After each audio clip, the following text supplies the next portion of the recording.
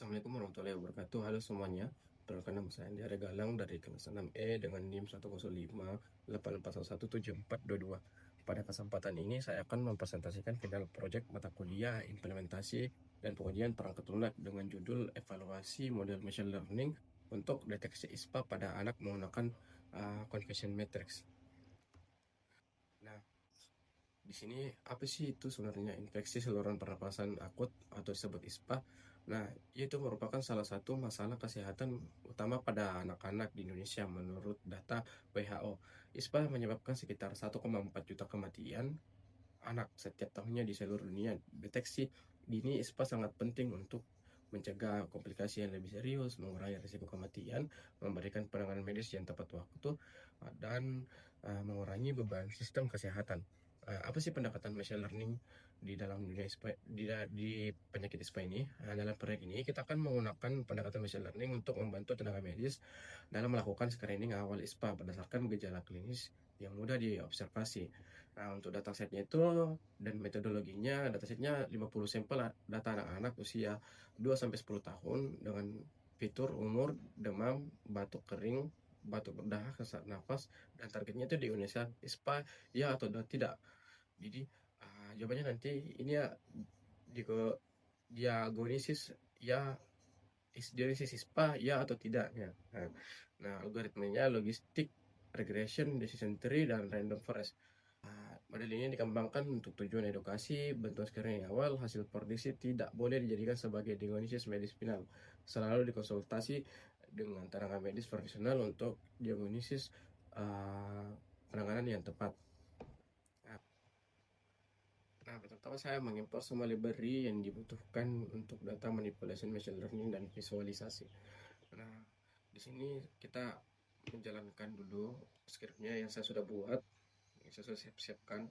Di sini dia akan mengimpor semua library dan di sini saya berhasil mengimpor semua library dan outputnya semua library berhasil diimpor. Nah, selanjutnya adalah load dan explore dataset. Nah, EDA apa itu? Explore dataset biasa disebut EDA. Nah, EDA adalah langkah fundamental dalam machine learning yang membantu kita memahami struktur data, distributor target, data quality, dan fitur relationships. Nah, mengapa EDA penting? EDA itu bisa memahami karakteristik dataset, menemukan potensi masalah data, dan EDA untuk membuat fitur baru, memilih algoritma yang sesuai, dan mengekspektasi performa model. Yang akan kita analisis itu dimensi dataset berbaris X kolom, dan distribusi dimensi ISPA, balance ratio antara kelas, statistik, deskriptif, fitur numerik.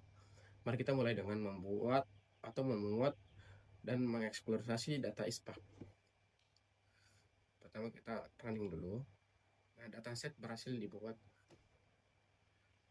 Nah, review barisnya itu jumlah barisnya itu ada 50, jumlah kolom 7, kolom datasetnya itu ada nama, umur, batuk kering, batuk berdahak, sesak nafas, dan ISPA.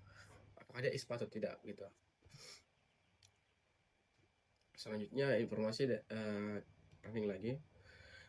Nah, di sini ada informasi yang detailnya. Umur 50, objek integer, pokoknya di type-nya, kolomnya semua ada semua di sini. Statistik deskriptifnya juga ada. Untuk ada juga distribusi di kondisi ISPA-nya yang menampilkan ini. Nah, balance ratio-nya itu mulai dari 1,00 besar dari 0,5 sama dengan relatif seimbang. Jadi balance ratio-nya itu relatif seimbang dia. Nah, interpretasi hasil EDA dari visualisasi di atas kita dapat memahami balance dataset rasio kelas yang seimbang 50-50 sangat ideal untuk machine learning karena mencegah bias terhadap kelas mayoritas. Model akan belajar pattern kedua kelas secara merata. Materi evaluasi akan lebih reliable, tidak memerlukan teknik sampling dan insting dari data. Ini coba kita baca semua ini. Dan selanjutnya itu setelah load dan explore dataset, kita ke data processing dan encode-nya. Nah, mengapa data processing penting? Data processing adalah langkah krusial dalam machine learning di pipeline pipeline karena uh, raw dat karena adanya raw data versus model ready data.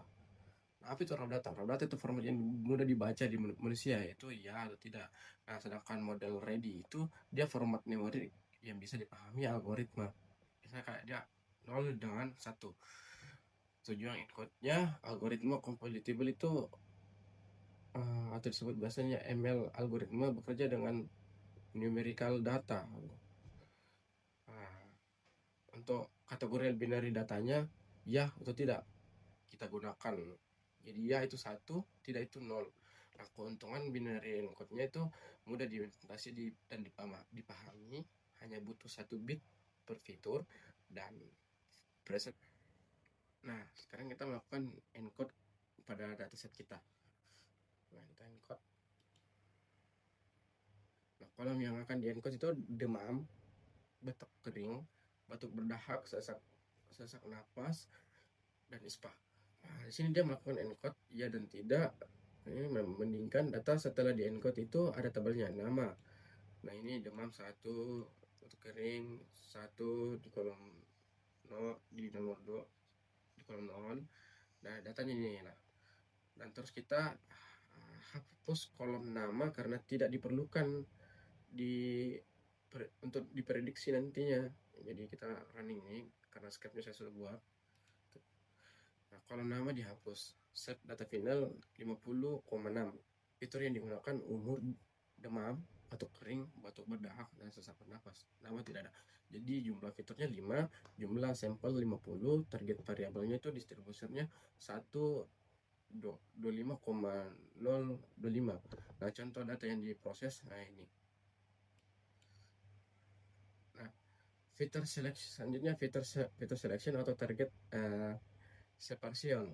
Nah, mengapa menghapus kolom nama tadi?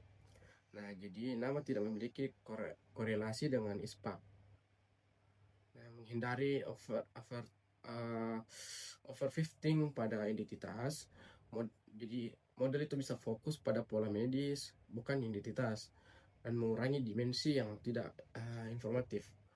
Nah, selanjutnya ada fitur dan target variabel input yang digunakan untuk memprediksi umur numerikal 2-10 tahun. Demam binary fitur 0 dengan 1 ya atau tidak, batuk kering sama atau tidak sampai sesak nafas. Nah, selanjutnya itu kita split data menjadi training dan testing sets. Nah, konsep training test splitnya itu konsep training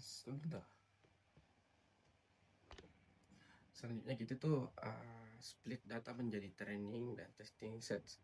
Nah, training test simple data adalah fundamental yang concat dalam machine learning untuk model tidak menghafal semua data, mengukur kemampuan prediksi pada data baru, evaluasi pada data yang tidak pernah dilihat model, dan mensimpulkan skenario development. Nah, 80/20 strategi. Training set itu 80% digunakan untuk training model belajar pattern dari data ini. Lebih banyak data, learning yang lebih baik.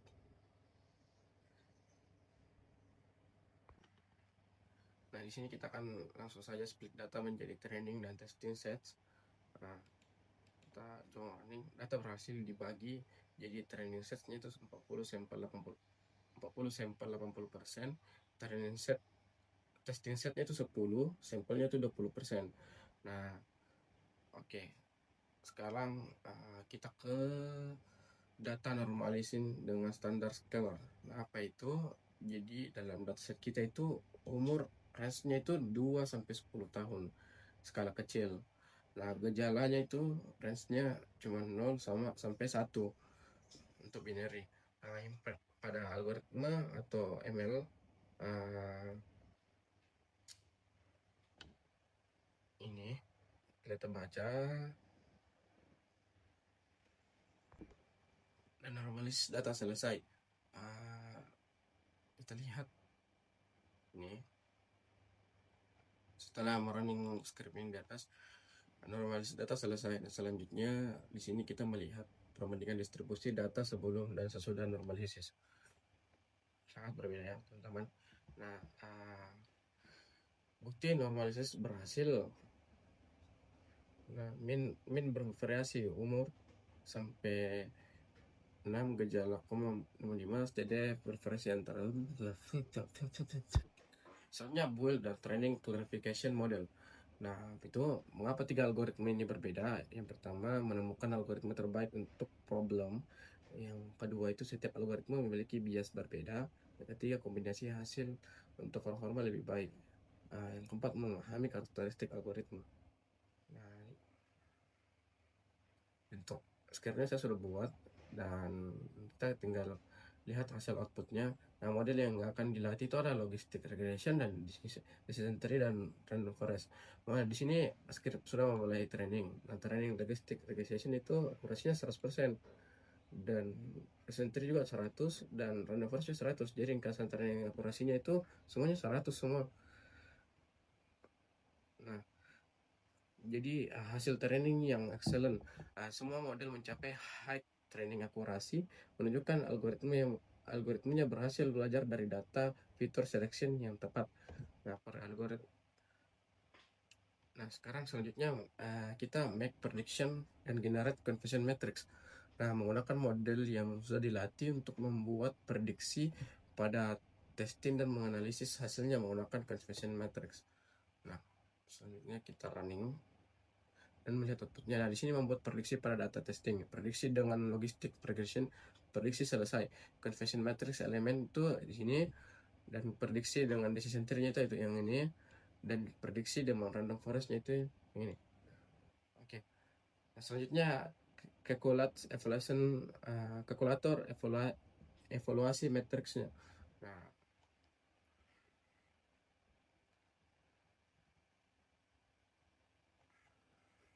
di sini script-nya saya sudah buat dan sisa di running. Kita running untuk kalkulator evaluasi matriksnya. Nah, di sini menghitung matriks evaluasi untuk setiap model. Jadi semua evaluasi logistic regression dan decision tree maupun random forest itu sudah ada semua di sini. Jadi evaluasi matriksnya selesai. Jadi selanjutnya adalah visualisasi convention matrix heat maps. Nah, apa itu? Jadi dia itu kayak menampilkan heat maps-nya nanti, membuat visualisasi heat maps-nya dari convention matrix-nya. Jadi kita running dan melihat hasilnya.